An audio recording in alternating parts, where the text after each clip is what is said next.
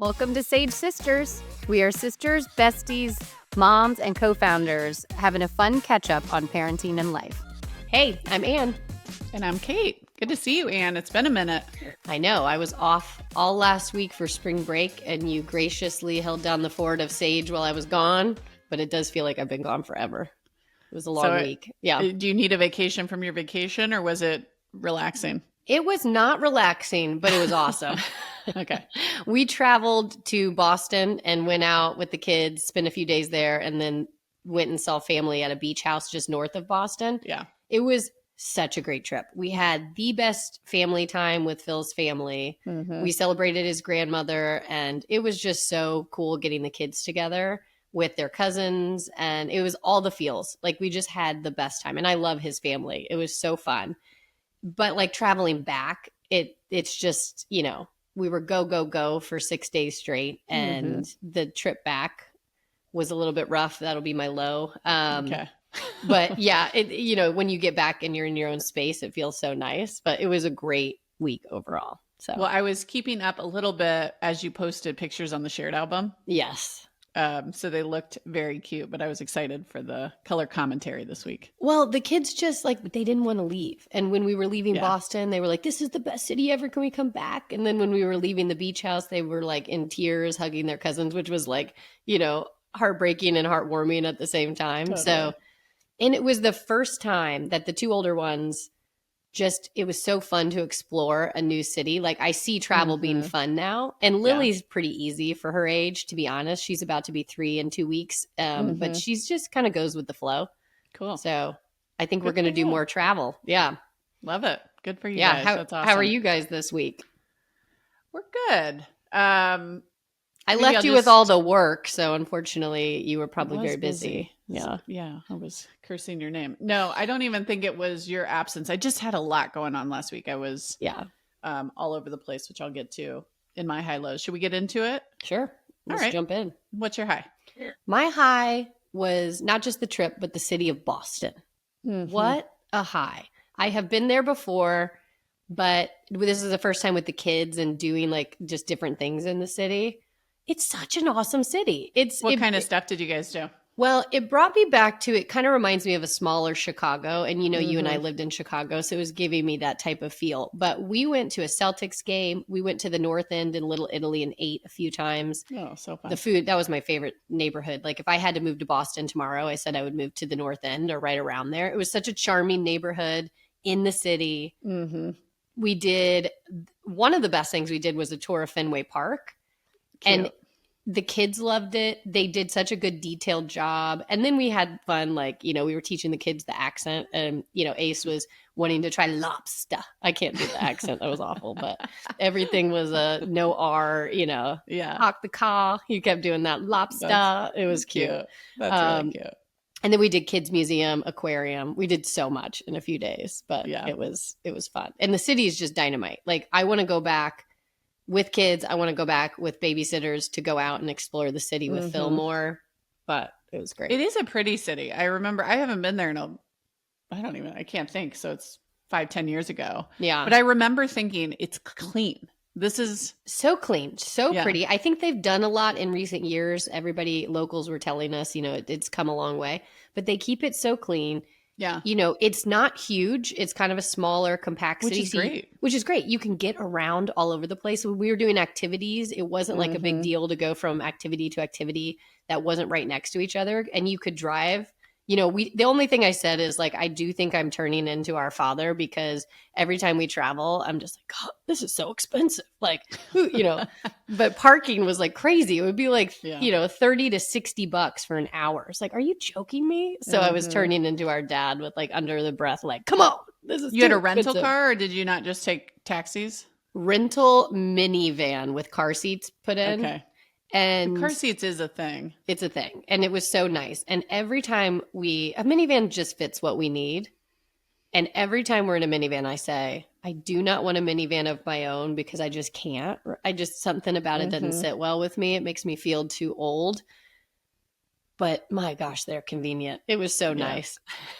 We usually rent a minivan when we're on vacation, and Chris is always like, you should get one of these. You should get one of these. And I look at him like, you should get one then if you want it so bad. Exactly. Like, Well, why don't you lose your truck and why don't you get a minivan? Well, you feel so strongly about it. Driving around in a Buick Enclave, it's not like that's a cool car, but it just, for some reason, being an SUV makes me feel better. Totally. It's like, yeah, it's the mom SUV. It's just on the edge of minivan life. 100%. So although I do get it. If you take in the dive, there's no judgment here. The magic doors, the spaciousness. It's like, I do understand. It's the smart call. It's what I need. It would fit my lifestyle better. I can't do it yet, but let's see. It's nice. So anyways, Boston, highly recommend. Love it. With kids, without, it was so charming. So cute. Yeah. What's your high this week? We are in this glorious lull between sports and activities. I got to sleep in on Saturday. It's been a minute. What does sleep in look like? What time is that for you? Well, the kids come in when they get up. I told them to sleep in, but they really can't hang for later than like 7:45, 8, which is still pretty good. That's nice. Yeah. But they come in, they wake me up, and then I tell them to get out of here. Scram. And then I get like another maybe half hour. 45 minutes. So you're in the 8s. That's nice. Oh, I didn't come down on Saturday till 8:45. That's nice. Luxurious. Yeah. I love it. I can't remember the last time it's happened, so I'm not even going to say I love it. I don't remember that. But it sounds great. But I do feel like it would make me feel a little like I'm behind the rest of the day. Did you have that where you felt like you... Oh, okay. Your anxiety is so out of control. It's true.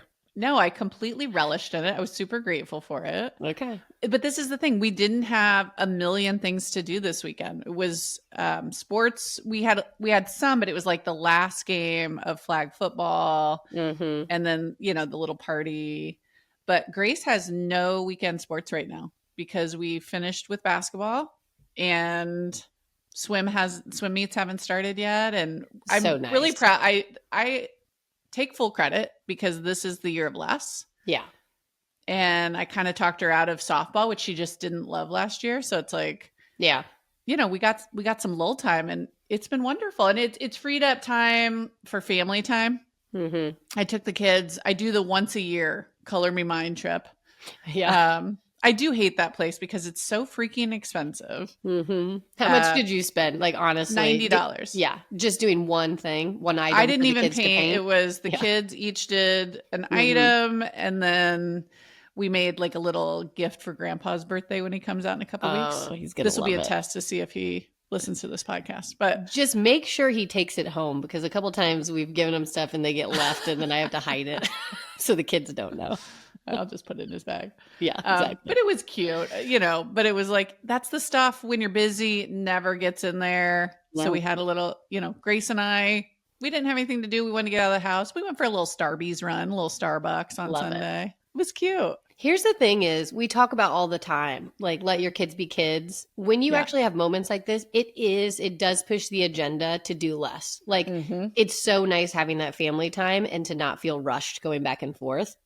Like, I can't tell you, like last week was super busy with work. To sleep in and recharge in that way. Yeah. Man, it's a real game changer versus the weekends being just as busy. And then it's like, you just feel like it's like deficit. It's like, yeah, I felt like it was a really recharging weekend. And I just love the lull here. And even like my tennis season ended. So I have a couple weeks with no tennis here. Yeah, that's nice. It's nice. You just need a break every once in a while. So we're going to relish it. We're going to appreciate it. And then when everything starts back up, and we picked up Little League for Cal. So we're kind of starting a new thing there. But it feels nice. It definitely feels activity lower. It's a short lull. We're over. I just got hit with 35 calendar invites from my husband for sports for spring. And I love that it's in the calendar and it's obviously everything at once. So it feels worse. But I was like, oh, that lull felt over quickly when I got hit with all those. Well, Little League's a bad offender. I know Ace plays baseball, but it's like, man, are there a million games here? What's going on? Can we do less games? Yeah. And then I said this on the last podcast, but he's doing indoor flag football and he's so excited. So I'm excited for him, but I got hit with a lot. I got hit with a lot of invites. Got hit with a lot. Yeah. Cool. Enjoy that lull. What's your low? My lull is the trip back. Travel is, my kids do really well with travel. And even yesterday they did well, honestly. But we left at 5 a.m. to drive to the airport. We got hit with, we were supposed to be back by 11 a.m. We got hit with a 3-hour delay.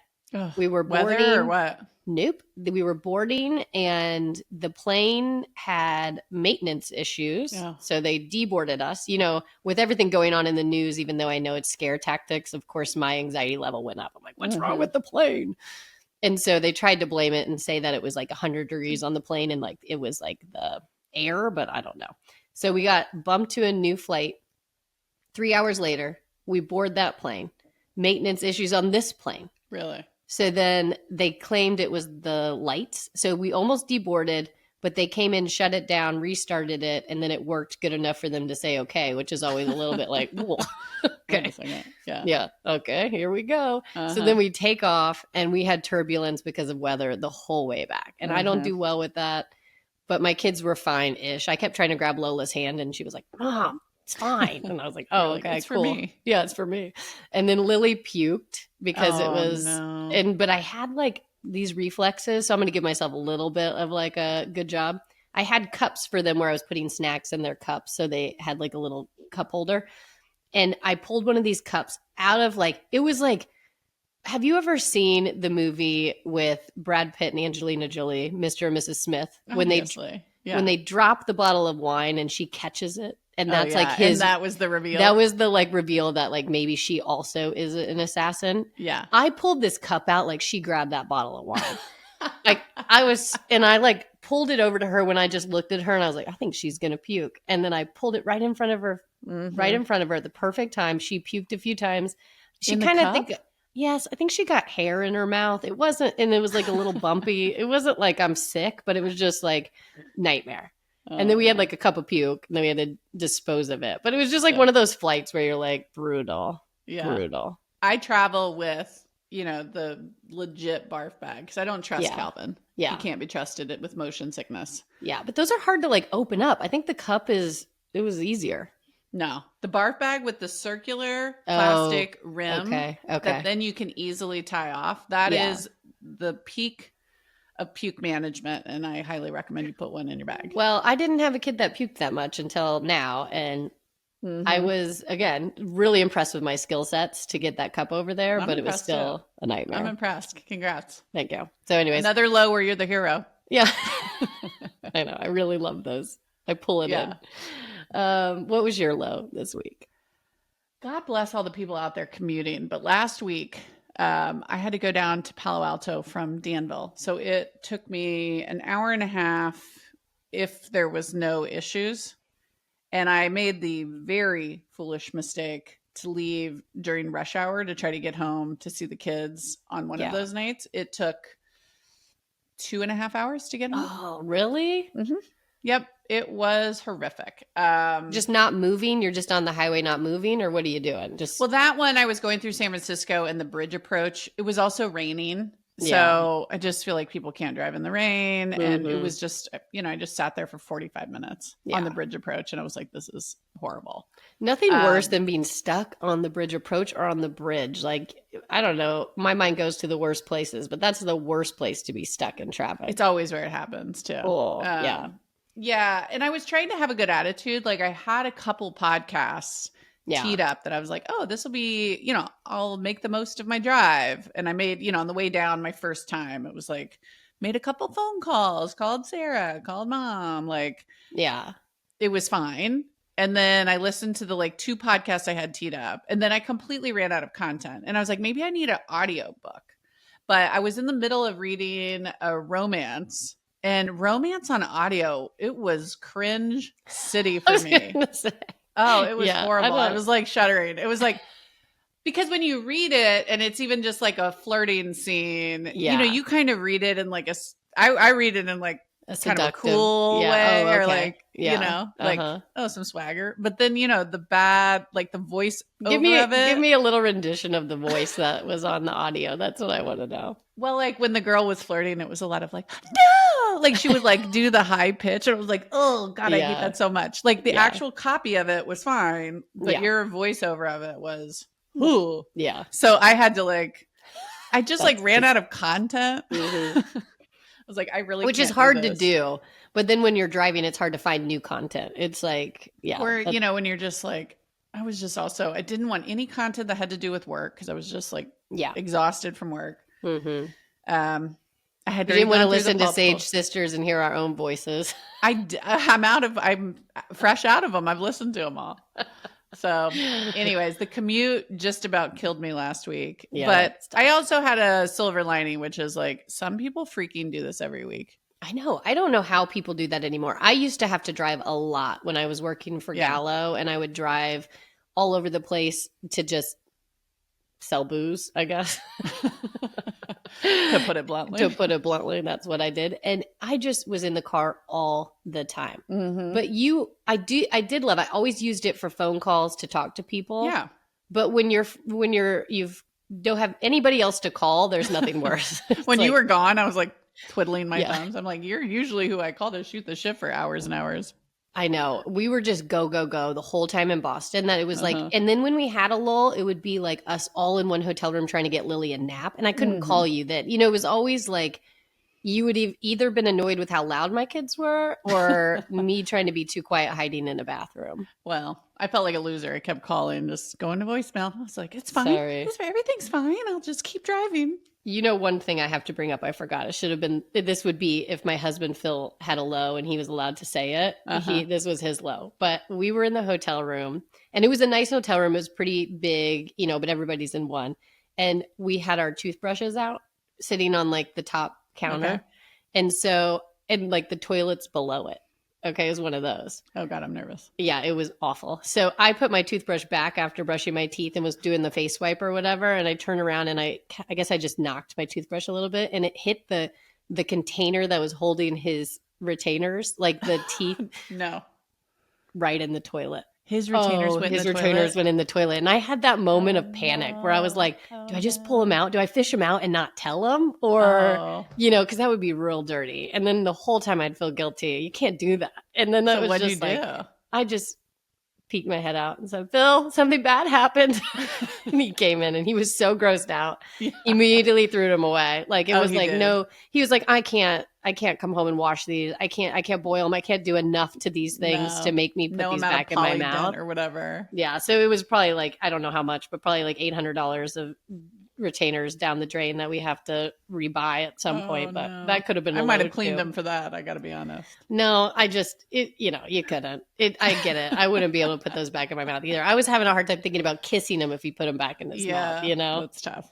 Yeah. So anyways, even though it was your fault. It was 100% my fault, but also like, it wasn't like, I can see how anyone would do it, that's my like help myself, but it was just like the wrong placement, a little bit of a nudge, and it just slow-mo tipped over, and it was awful. Sick. I wish I had my Angelina Jolie skills there where I would have like snagged them before they fell. That would have been a better use of my skills. Oh my God, that's nasty. Yeah. That's going to haunt my dreams. Yeah. All right, let's move into our topic. You're up. What did you bring for us today? So I was dealing with a lot of kid emotions on the travel. So this made me it sparked this topic in my mind. But helping kids navigate big emotions is kind of the overall topic. Okay. Especially while we all have big emotions. As adults, we can have bad days. We can have moments where you almost get a pass because something's going on in life or you're stressed or work or whatever. Yeah. And for kids, I don't think as often we give them a pass to just have big emotions when they need it. And we almost just try to push them through it in a quicker way. And so I wanted to have a conversation on that because what's the right approach? Maybe some tips and tricks on how to navigate those big emotions when the kids are going through it and how to help them cope. And also, our mom used to say this all the time, but we can't be mad at kids for just being a kid. And so if you are taking them to a restaurant or you are traveling on an airplane, these are things that even adults have frustrations with. Yeah. We can't expect them to not be kids in those moments and get mad at them. And so I've always taken that away. So that is the topic today, is just helping kids navigate big emotions. Okay, I love it. It feels relevant in my house because we've been helping our youngest work through some anxiety issues. We've been going to therapy recently. So it's like I've been learning a lot too. Yes. About just how to help him work through big feelings and things he doesn't even quite understand. Yes. I think too, I could see this extending a bit into letting kids make mistakes. I feel like there's also a little flavor of this, which is like we almost expect perfection. And it's like totally unrealistic. And like, I think that I have a hard time sometimes when I feel like they're being like disrespectful or they have an attitude towards me. I take it as like, don't disrespect me. You've got to act better. When in reality, they're just acting like kids. And so I think that's kind of where I wanted to take this a little bit too, is like how I can be better in those moments too, when like, what's the difference between disrespect versus them just being kids and dealing with emotions? Well, how did it show up for you last week? I know travel always like adds variables. It adds variables for sure. And there was always a point where we pushed it too far. So that was the biggest thing last week, is like we had a lot of fun activities and a lot of what we did was geared around kids, right? And so the first 2 days we came back to the hotel and even tried to give Lily a nap. And so we were really trying to do the right things in those moments. But even when you'd wake up from a nap and the other two didn't nap, but they were just a little bit like, we were off our schedule. Yeah. Kids do better with a schedule. And that's kind of the overall assessment that I took away from last week. Yeah.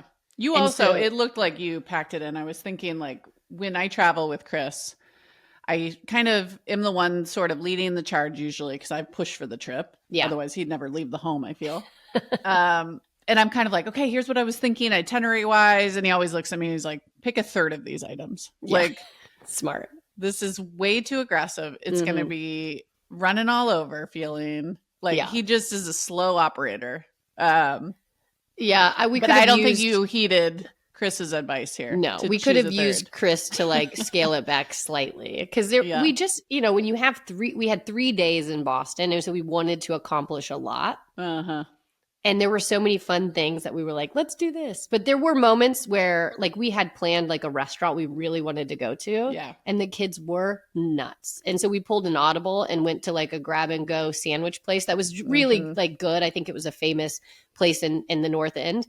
But it was like, instead of going to the restaurant that I want to go to and enjoying a glass of wine, let's go back to the hotel. Let's buy a bottle of wine, eat the sandwich, put the kids to bed. And we let the kids do the iPads in the hotel while we put Lily down because we're all in the same room. So we used tech in the right way, in my opinion, to like help that. And then Phil and I would put AirPods in at night when the kids would go to sleep, and we've been watching Jack Reacher, the new season. Okay. It's awesome. It's so good. And so we would have a watching nice it together, both hooked up to the same device. Yeah. So we were trying to have a cute moment. But the whole point is that the kids were having big emotions during certain parts of the day. Yeah. And that can be super frustrating. And so we were trying to pull audibles left and right to be like, okay, let's skip this. Let's go to a playground, which we did one day. One day we just absolutely stopped and just went to a playground and let them play. It was freezing out. It was my nightmare, but it's just what we had to do. So what works for you when you're actually in a meltdown moment and pick a kid, any kid, having a moment of, let's not say disrespect, because I do think that's a bit different, but just having big feelings about something, upset about something, something's not fair. That's usually like our trigger over here. Well, what I have found over here is that it's usually not about whatever's happening in the moment. And that took me a little bit to figure out, and so I found, and it's not gentle parenting. I know, like 100%, but being more patient. So Phil and I take our tone down a lot. And so when they are acting crazy, when you want to snap at them, what works better in this household, especially with one of my children I'm thinking of right now, is to take it to a place where you are more understanding and sitting with the child a little bit more and saying like, I hear you. I understand. What do you need? And just them talking through it a little bit more. And when we're calmer, it's not that they're completely rational. It's just that their level comes down a little bit. And so I found that my approach wasn't working originally when I wanted to come in harder and be like more of a aggressive tone. Authoritarian. Almost. Yeah. Let's figure this out. I realized that my child needed me to be a little bit more gentle and understanding, and that's okay. And like I don't love being considered, this generation is all gentle parenting either, I think that gets a negative connotation as well. And so it's about the kid understanding that you hear them. One thing that helped me so much, just like wrap my head around this, was one thing I even like is the therapist that we hired for Calvin. She refers to herself as a brain specialist. Mm-hmm. And so I also like it, like in the sessions, Chris and I are both there with him. Yeah. And it's really like almost like family learning. But she has a physical model of a brain, but she also has this graph and there's colors on it. But it's basically like the back brain are the orange and reds. That's the anger. If you're in your back brain, you're flooded. You can't hear a reasonable argument. You can't reason, because reason is frontal cortex. So like sad and worried are both like you can move up in the brain. Okay. But if you're basically, she has these colors that go like dark green, light green, yellow, orange, red. Mm-hmm. And it's the scale of it is not good and bad. It's just positive and negative. So like the negative would be neutral would be yellow. Negative would be I'm using a really loud voice. Red would be I'm physically hitting, spitting, fighting, something like that. But we try not to use like the words good and bad. It's just back brain, like front brain. Okay. Yeah. And it's been really powerful. But like if they're in an orange or red headspace, so where they're Calvin yelling, will point to the color. Is that how this works? Or you Yep. just know he's in this color? No, I'll say like if he's really upset. And sometimes he's too in that moment, he can't even think about colors because picking a color would also move him to front brain. But that's actually one of the reasons, like how you get him out of back brain. I see. Okay. But for different kids, it's different. But for him, what works is just cuddling, taking those big emotions, giving him enough space. But also one thing that she told us is like, sometimes his would take 60 minutes. And she was like, that's too much.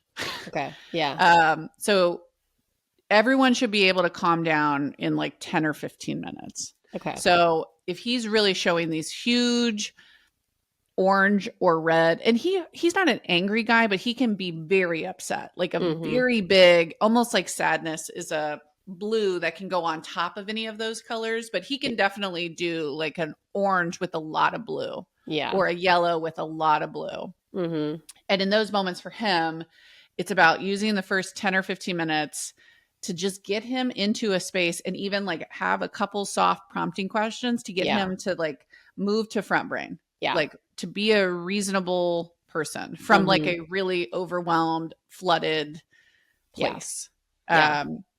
And I think just that context of like, okay, 10 minutes of cuddles. I'm not going to get into the why. He might be screaming, why did you do this? Or I don't want to go to school or whatever. And it's just like don't even talk about the issue at all. If he's in that headspace, it's not going to work. So just come here. Let's take some breaths with me, sweetheart. Like, let's, and then once he's in a different place, I'll be like, oh, that was a big feeling. Like, what color do you think that one was? Yeah. Right. And then he'll say, oh, I felt orange.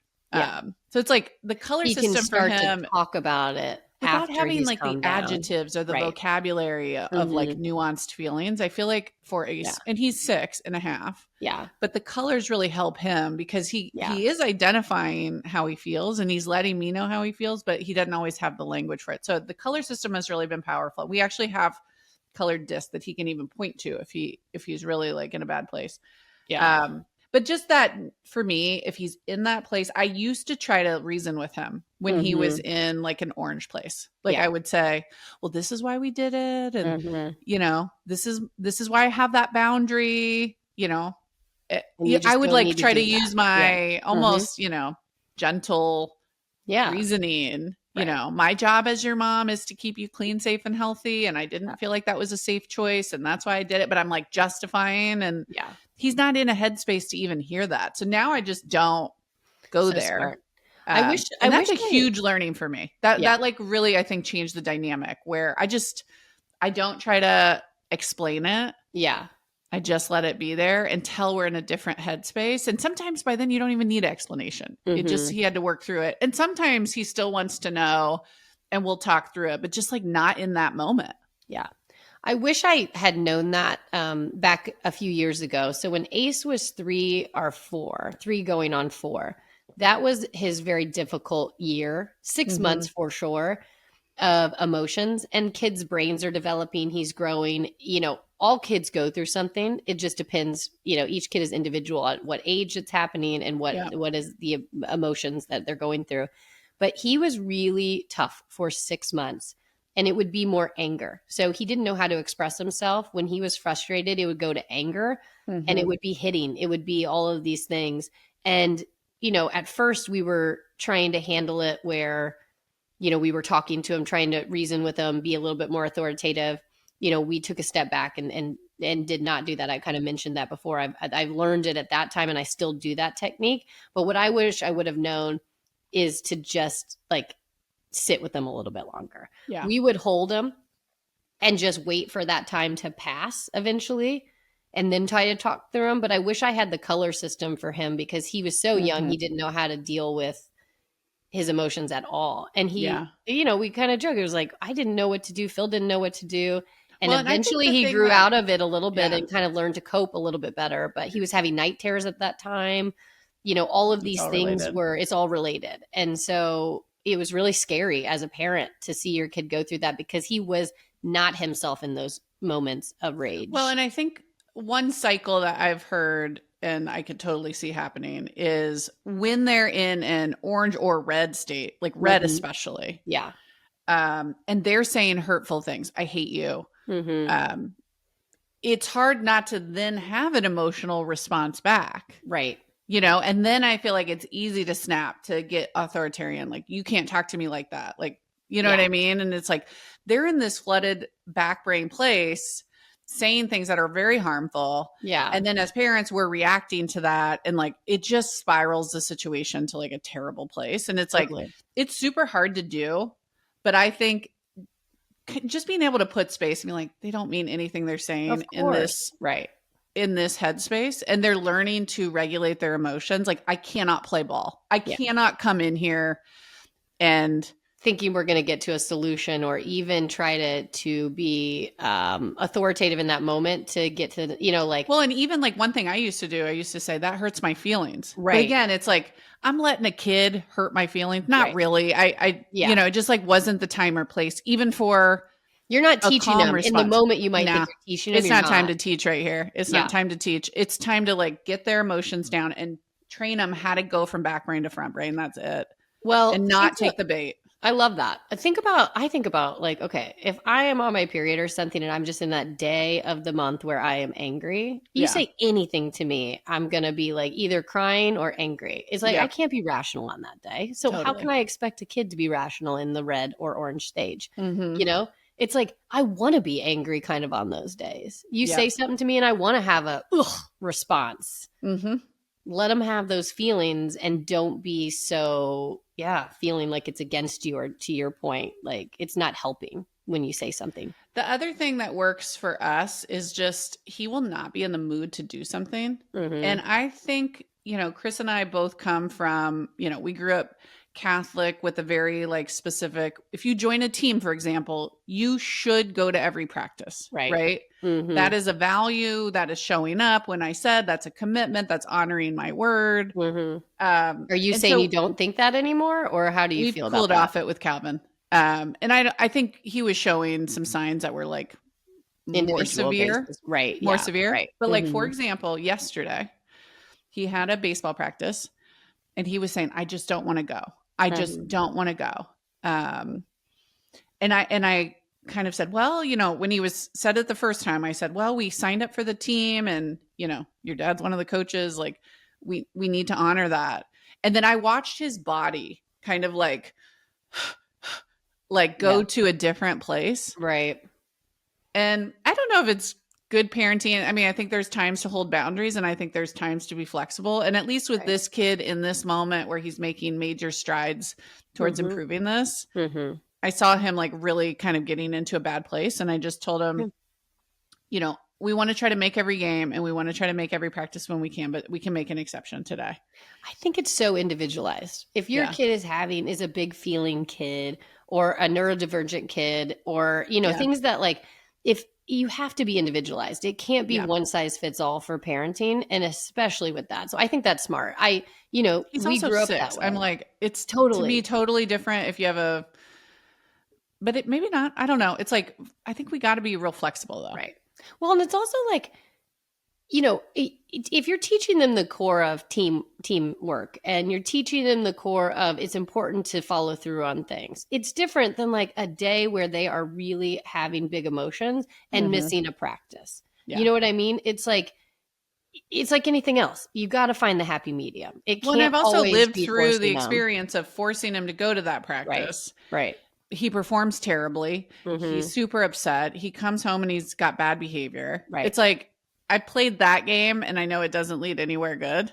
Well, and you also know he's not the kid that's doing it just to get out of it. He's having real emotions. That's the difference, I think. I think so too. It's not a manipulation. It's like he's going through something. So I think just being a little bit more flexible in terms of like, it's not a big deal if a 6-year-old misses a little league practice. Who cares? Yeah. Well, it's kind of like what I brought up on the last podcast with Lola and gymnastics. It is more of a class and less of a team. But for whatever reason, she was really against it. It's like, why am I forcing this? Let's find something else. You have to do an activity, but let's find something else. I will say I'm having a harder time navigating how to deal with Lola than Ace. Again, it was 3-4 years old.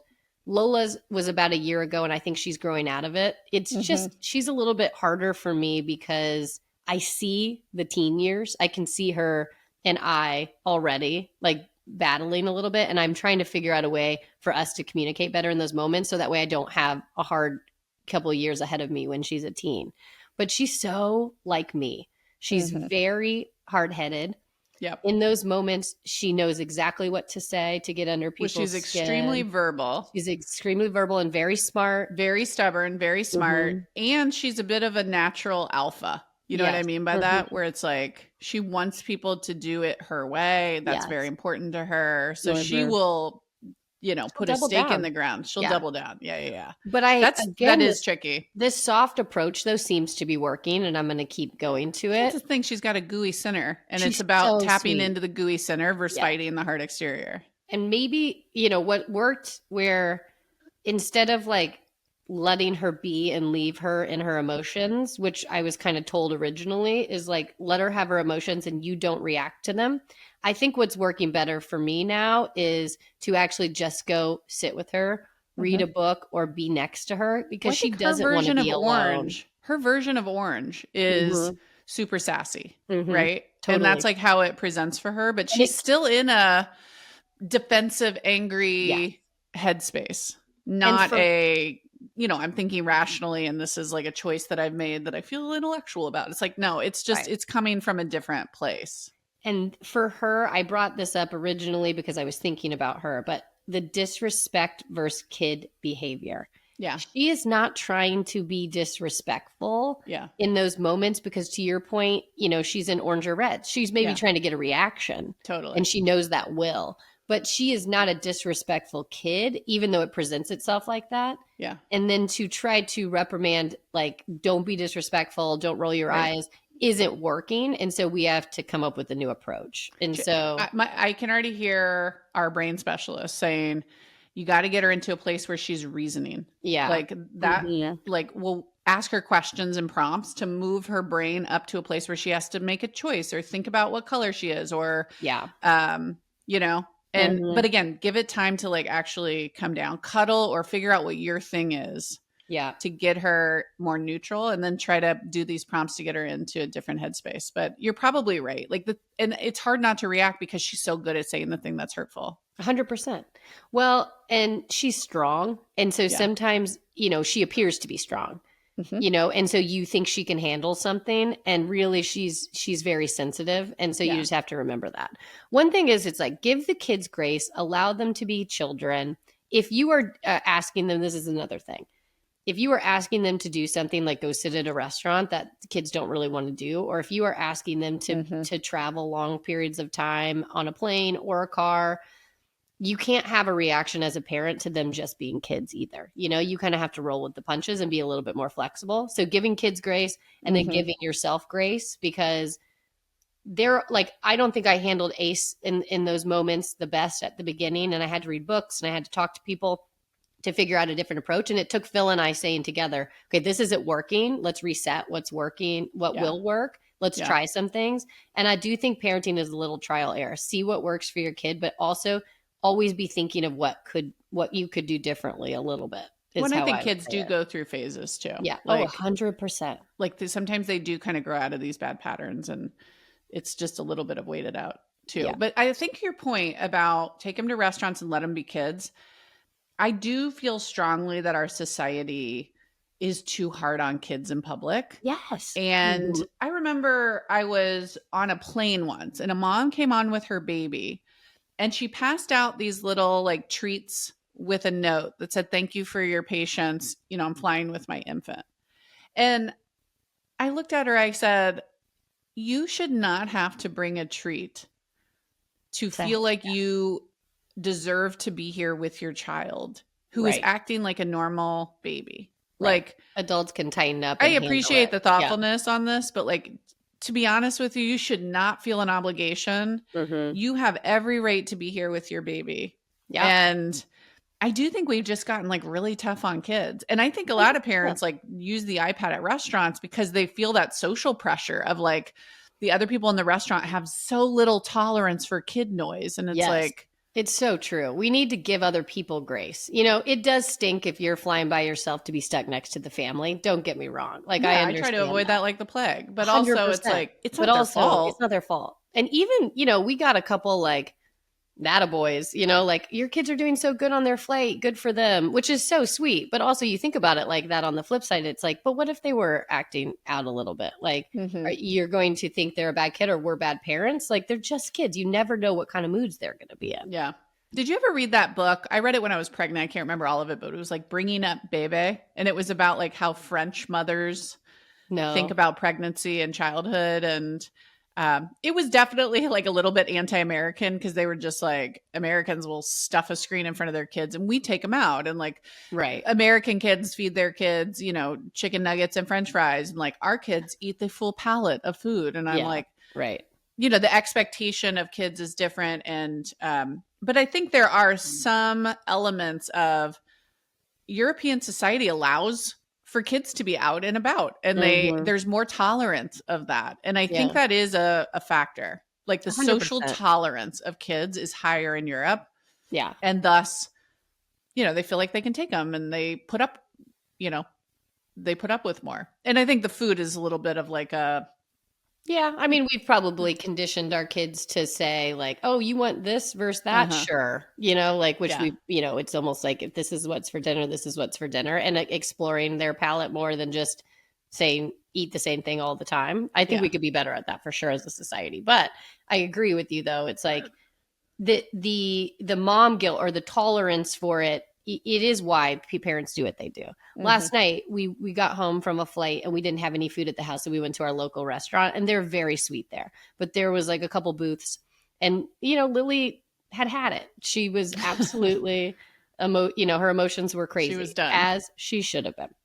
But she was kneeling in her chair and I had my hand on the back of it. And I leaned over because Lola had spilled her water to clean up water. And in that moment, she tipped backwards. Oh, gosh. It was just an epic fail. And so she didn't get hurt severely, but she started to cry and wail like as if it scared her. Yeah. And so I picked her up and, you know, the parents around, there were some nice, pleasant looks of like, is she okay? And then there was some people looking at me like I was the worst mother of all time. And it was just like, in that moment, I told Phil, I'm going to take her outside. You pack up everything, pay, and meet me outside. And I shouldn't have had to do that. I should have maybe like walked her into the other side just till she calmed down and then come back in. But I felt like we had to pack our things up and leave because I was getting some of those judgment looks. Like, you know.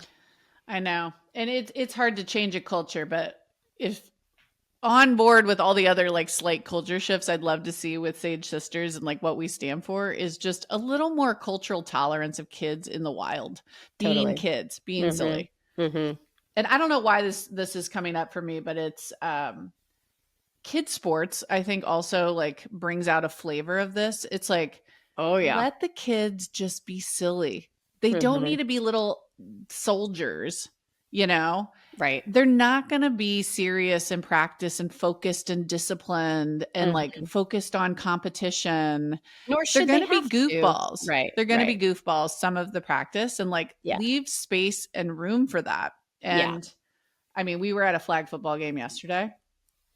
I have never had a more repulsive taste in my mouth towards the coach of the other team. Oh, and no. if this finds him, take this as a PSA, because this was unhinged coach behavior of 6-year-olds. Super disciplinarian, like screaming at the kids. Like, oh, no. They were doing cheers on the sidelines, and he was getting them to like stop doing cheers to focus. And I was just like, oh my God, this guy, I'm grateful I'm not married to him. What a nightmare.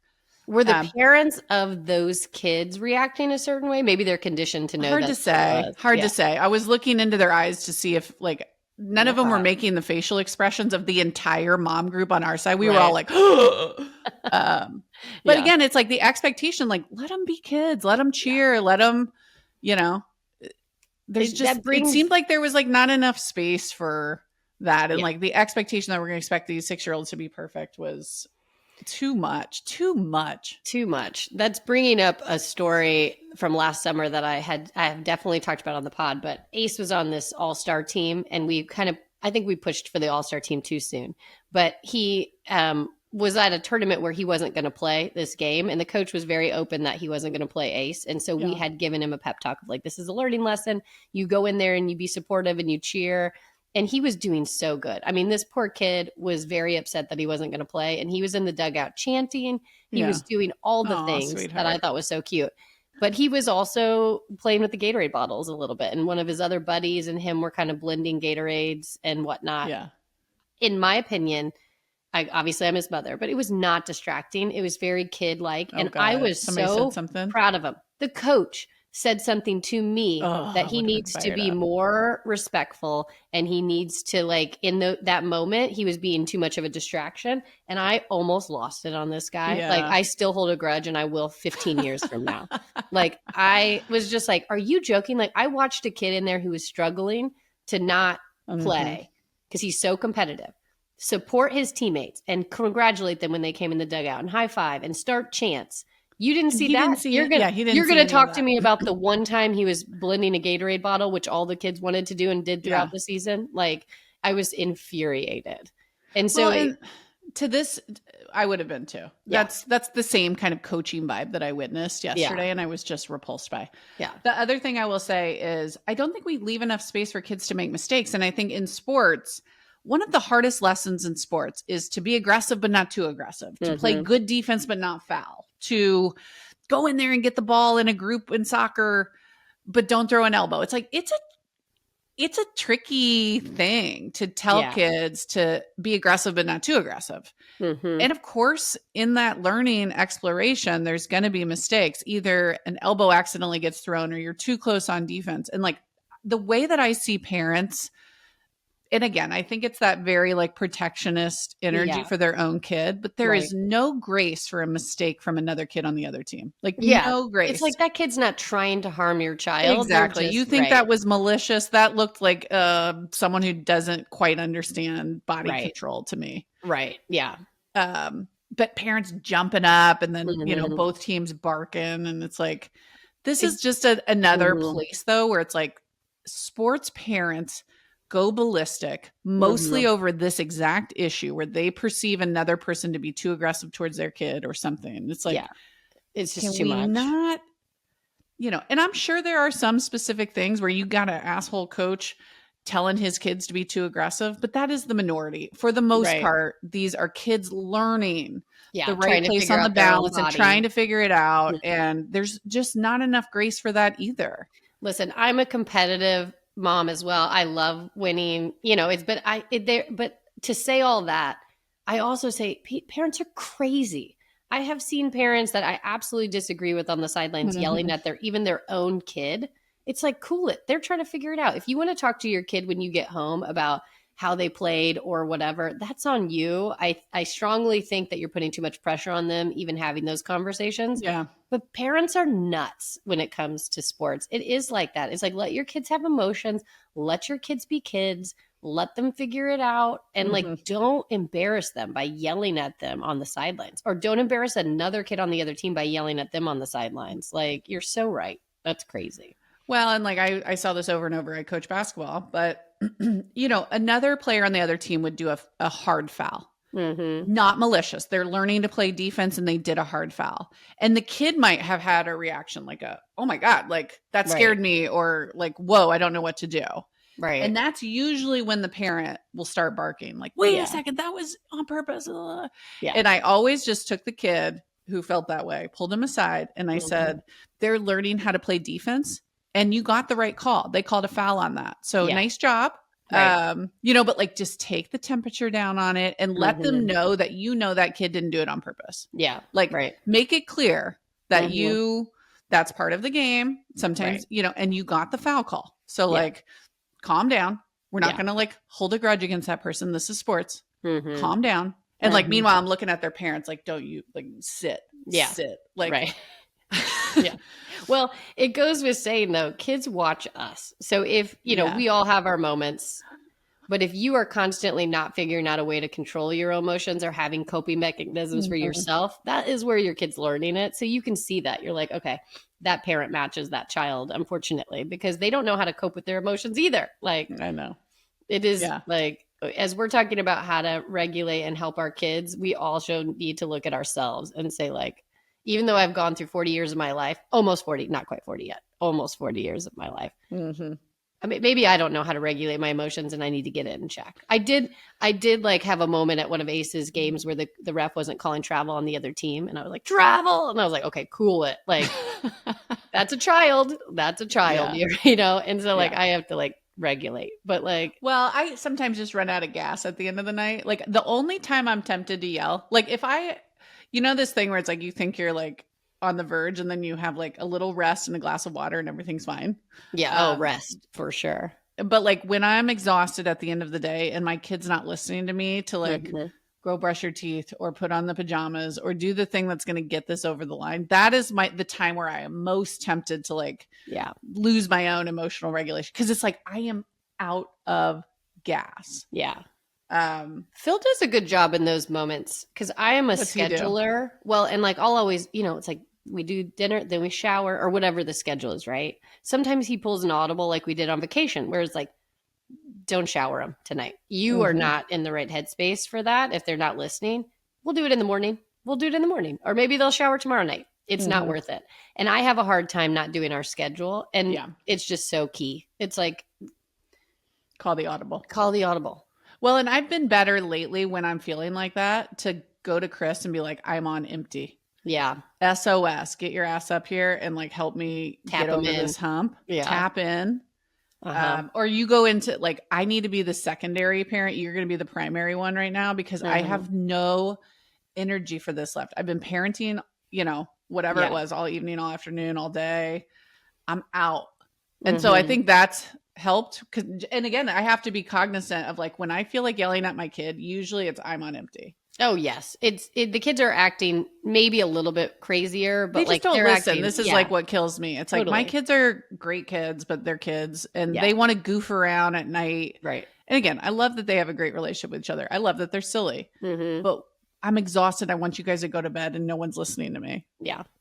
It's like, gosh, have I been there? Is that relatable? It's so true. It's like every parent deals with this. Well, and then I try to, I have my steps that I try to do too. I think I mentioned this in a previous podcast, but I try really hard not to yell. Yeah.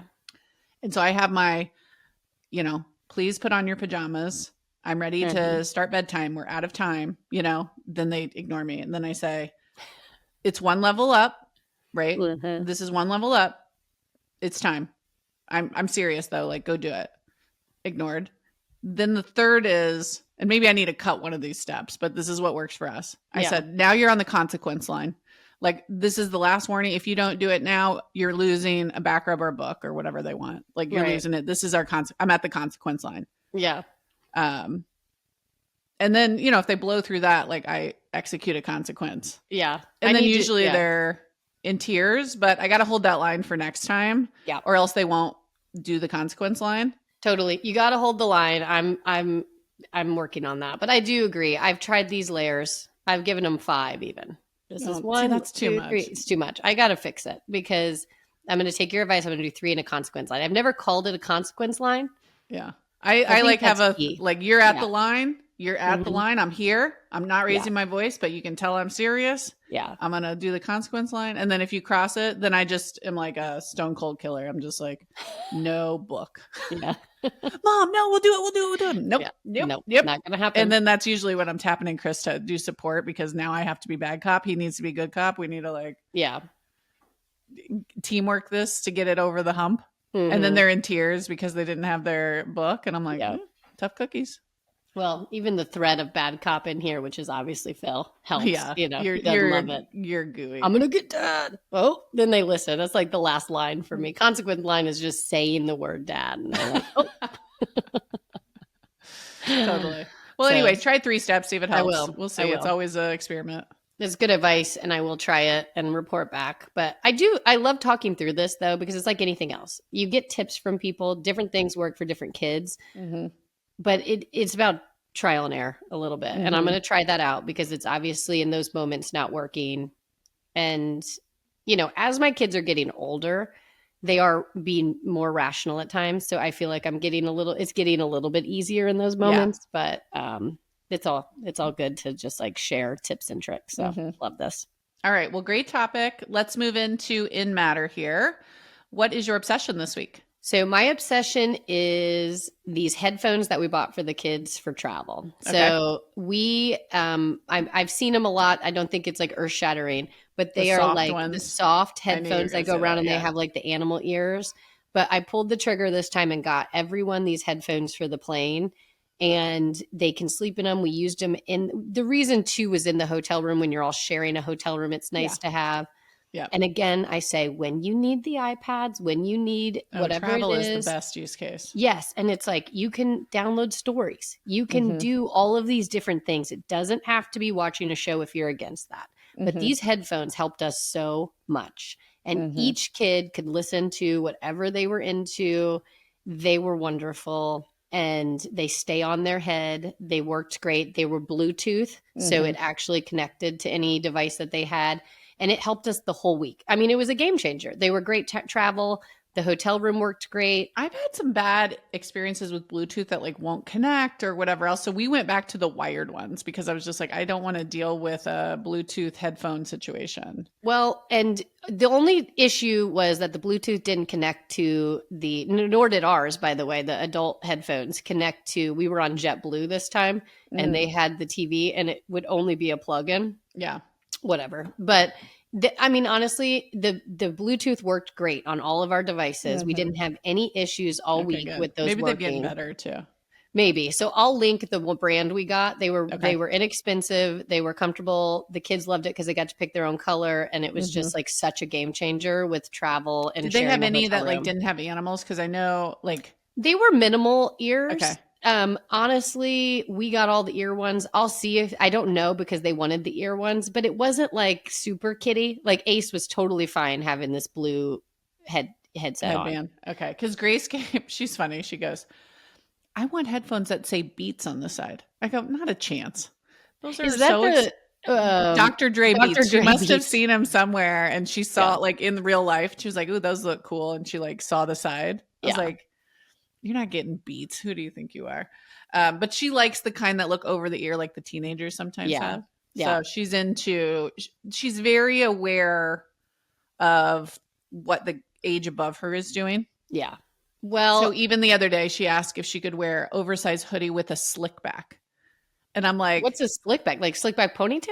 Yeah. Like she knew, she had like observed that like the girls that she thought were cool all had this look of an oversized hoodie with, a middle part and the hair that pulled back. Yeah. I think of it as sort of like the Alex Cooper, how she always. Totally. Yeah. But Grace calling it a hoodie and a slick back. I was like, gosh, she's so really aware. I don't like that. She wanted the Beats and the slick back. So. Well, I mean, it's just kids. Let them be kids. They're all, when they get to that age, it's like anything else. It's like they want this water bottle, they want this, that, and you have to figure out your line on that stuff. But yeah, I figure slick back hair. How bad so far it worked for us, and honestly, it was just the comfort factor. You can lay down on your pillow, or you can lay down anywhere, and they stay on. They stay on. Mm-hmm. It was great. So, huge obsession. That's awesome. After last week, yeah. What's your obsession this week? My obsession is Etsy. I had forgot about it a little bit. It like comes in waves for me, but I love it for gifts. Yes. And I would say like, the Christmas gift we got Dad, we got him some bourbon drinking glasses, and we etched like some of his favorite quotes in the bottom. And it just was this like really thoughtful personal gift that I felt like super excited to give him. Mm-hmm. I also absolutely love it for custom upholstery. So, we were Chris's office. I was making this a daybed, and I had a headboard, but I wanted it to look more like a couch. So I matched the headboard. I made these custom bolster pillows as the arms. And again, like some amazing craftsperson charging a reasonable amount for this item that matched something like very specifically. And also I finally put curtains in my office here. I'll turn my camera around. Oh my gosh, I haven't even seen them yet. Okay, you ready? The big reveal. Well, I have to admit, the screen is a really low reveal. This is not the best reveal. Okay, well. They do look nice, though. It was, we needed a bigger screenshot of it. We saw a little bit of the curtain, but. Okay, well, maybe I'll send a picture. We can shoot it. But again, it was like, I picked out this really colorful, beautiful fabric.